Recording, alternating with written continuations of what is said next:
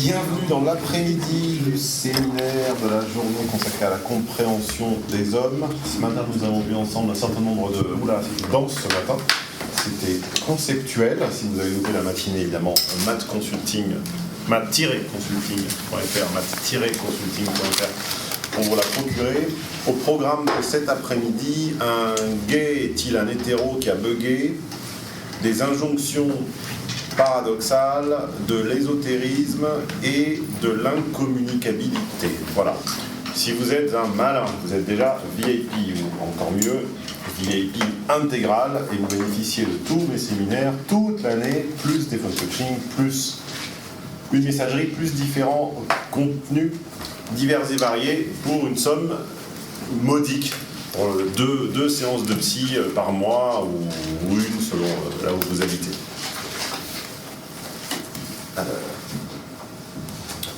Deux points combien? Non, 2.b, on l'a fait. Non, c'est C. Alors, voulez-vous que je vous résume ce que l'on s'est dit ce matin, ou est-ce que c'est clair pour vous? Si, on résume. Ce matin, nous avons commencé par nous dire que le cas du jeune petit H de banlieue qui se comporte de façon inappropriée, coupez vos portables s'il vous plaît si ça n'était pas encore fait, avec une journaliste à Roland-Garros, c'était finalement quelque chose de psycho-logique et de socio-logique. Psychologique parce que la conformation d'esprit du vainqueur, c'est d'être du H vainqueur, c'est d'être rétribué sexuellement. Et c'était sociologique parce que simplement il y a de plus en plus de journalistes de terrain, femmes, à l'époque, avant les journalistes femmes étaient des speakerines, étaient des présentatrices météo. Nous avons vu dans une première partie que les fantasmes, les rêves, l'année de rêve de H pur et l'année de rêve de F pur n'avaient rien à voir. L'année de rêve de F pur, c'est de faire le tour du monde en bateau avec un staff prêt à subvenir à tous ses désirs et à tous ses besoins. Un H pur qui a déjà tout, un H pur qui a déjà les moyens et l'opulence, ne rêve pas d'un... Enfin, indirectement, ça va être un rêve, on va dire, secondaire ou tertiaire, mais ça va pas être un staff en plus, ça va pas être un bateau un peu plus grand, ça va être de se confronter, de se lancer un défi bien H, un peu sportif, un peu compétitif, et la première détermination de H, c'était son rapport à la confrontation, à l'affrontement, à la compétition. Mais ça n'est pas l'unique. Le deuxième, et qui selon moi le surdétermine, donc qui prévaut dans l'ordre, plus important encore que le côté compétitif de H, c'est son accès aux femmes. Pourquoi l'homme a-t-il Pourquoi les femmes ne comprennent pas notre rapport à elles et pourquoi n'envisagent-elles jamais à quel point c'est compliqué de briser la glace, à quel point on doit se faire violence pour initier une relation de séduction alors qu'elles pensent naïvement qu'on le fait comme ça en claquant des doigts. Premièrement parce que dans sa construction affective, petit H se voit refuser l'attention de belle F. Belle F dont le but ultime est de s'accepter soi, tandis que le but ultime de petit H devient dès lors de se faire accepter par les autres. Petit H, voyant le beau se refuser à lui, par des stratégies de contournement, il développera normalement sans accident de parcours des goûts musicaux, intellectuels, techniques, artistiques, lui permettant, un petit peu comme François l'a avoué ce matin, d'être des stratégies de contournement pour accéder au monde du beau. Au milieu de cette croissance, de cette formation, de cette construction affective, a lieu un tournant, a lieu un moment qui sera clé, qui est le premier rapport sexuel. Nous avons parallélisé la symbolique du premier rapport sexuel chez les femmes et chez les hommes, en voyant que, résumé à une ligne de fuite, résumé à une phrase, F se dit « le prochain il me le paiera », H se dit « à quand la prochaine ?» Et que ce « à quand la prochaine » va devenir, en dernière analyse, la recherche d'une méthode visant tout au long de sa vie à obtenir la prochaine la plus vite possible avec un degré d'incertitude le plus faible possible. Nous avons vu que, que les centres d'intérêt de H ne s'étendaient, ne s'élargissaient que dans la mesure où il avait réglé un premier problème initial qui est l'accès aux femmes. Et qu'un type qui n'a pas l'accès aux femmes va devenir une espèce d'obsessionnel, mono-obsessionnel, parce qu'on peut être obsédé par 2 ou 3 choses, tandis que lui, il est vraiment mono-obsédé, et qu'il n'étendra son champ d'analyse, de curiosité, d'intérêt, que dès lors que sa première relation lui aura garanti un accès aux femmes sans incertitude. Donc notre première relation est souvent par défaut, alors on se la réécrit, on se la réinvente, on s'invente qu'on a un sentiment qu'en fait on ignore parce qu'on n'a aucune référentielle, on ne sait même pas ce que c'est qu'être amoureux, pas être amoureux, etc. Tout ça est très très vague, mais globalement c'est un choix, la première histoire est un choix finalement pour le petit H relativement rationnel. De là, extension du domaine de ses passions, de ses hobbies, de ses activités, de ses passe-temps, et embranchement en Y. Soit il entre dans la surenchère technique, se contentant finalement de sa relation par défaut comme seul rappel de F dans sa vie, soit s'il n'a pas une passion technique dévorante, il peut faire le choix finalement d'activités qui non seulement le divertissent, mais deviennent sursocialisantes. Nous avons enfin vu que lorsqu'on n'y prend pas garde, on devient ce que l'on est. H pur est un hétéro-binaire borné, buté et basique. J'ai rajouté encore un B. 4B. F pur est une courtisane portée à l'ésotérisme et à toutes les chimères possibles. F pur est une salope, H pur est un connard. Ce qui nous pousse à ne pas devenir des salauds et des connasses, des salopes et des connards, c'est soit que nous avons simplement intérêt à ne pas le devenir, soit, et c'est plus le cas chez les hommes, la rencontre magique. La rencontre magique, c'est la rencontre avec la grâce. On va y venir tout à l'heure. La grâce, c'est la révélation de l'altérité. C'est la révélation de la magie de F. Souvenons-nous, on y reviendra, mais je vous le rappelle quand même, c'est une évidence. Je m'adresse à tous les garçons de cette salle, donc tout le monde sauf une. Souvenons-nous que quand on est dans la cour de l'école primaire et de la maternelle, F n'a aucun intérêt. Mais aucun. On s'en fout comme de l'an 40. Quand on est contraint à jouer, à collaborer, à travailler ou à passer du temps en leur présence, on s'emmerde. On ne comprend pas la passion de F pour la marelle, pour sauter sauter à 2 pieds ou à 1 pied sur une surface de 2 mètres carrés, pour petit H, c'est débilitant. Je veux dire, ça n'a aucun sens. On y reviendra dans le chapitre injonction paradoxale. Donc tout à coup, découvrir qu'après 10 ans ou 15 ans ou 20 ans, à avoir considéré F comme mystérieuse, frivole et sans aucun sens, être touché par la grâce et faire une rencontre magique qui nous met le cœur à l'envers, la tête à l'endroit, le cœur à l'envers ou vice-versa, c'est ce qu'on appelle un accident de parcours, qui peut empêcher un petit H de devenir un vieil H hétéro-binaire basique borné. Sinon, c'est tout simplement la logique de l'intérêt. L'intérêt, quand on est tragique, c'est-à-dire quand on est réaliste, c'est que les gens font les choses parce qu'ils ont un intérêt. Et que le jour où ils n'ont plus d'intérêt, ils ne les font pas. L'intérêt de F, qu'est-ce qui peut l'empêcher de devenir une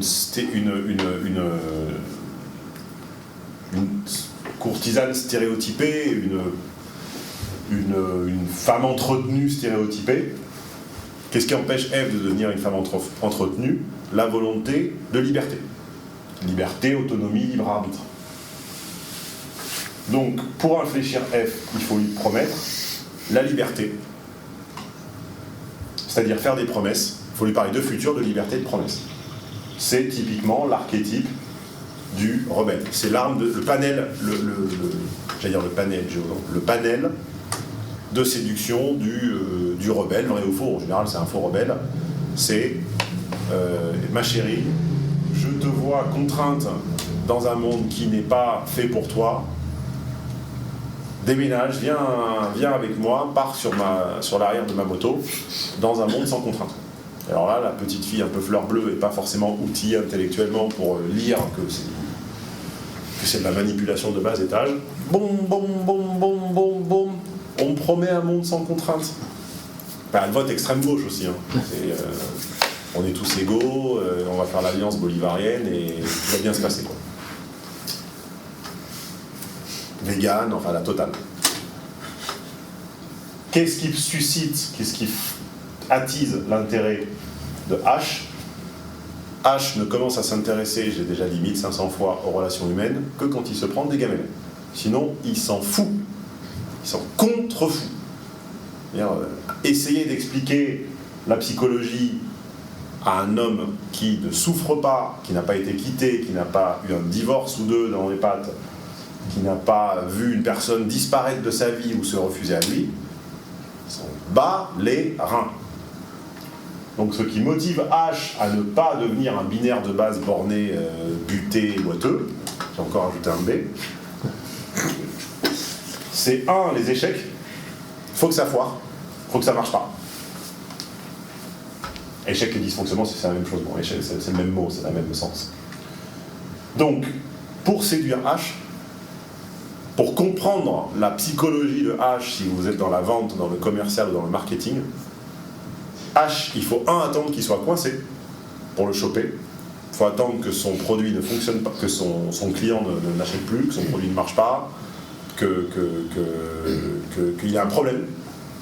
C'est un sourire pervers, Pravin, mais t'as un sourire pervers.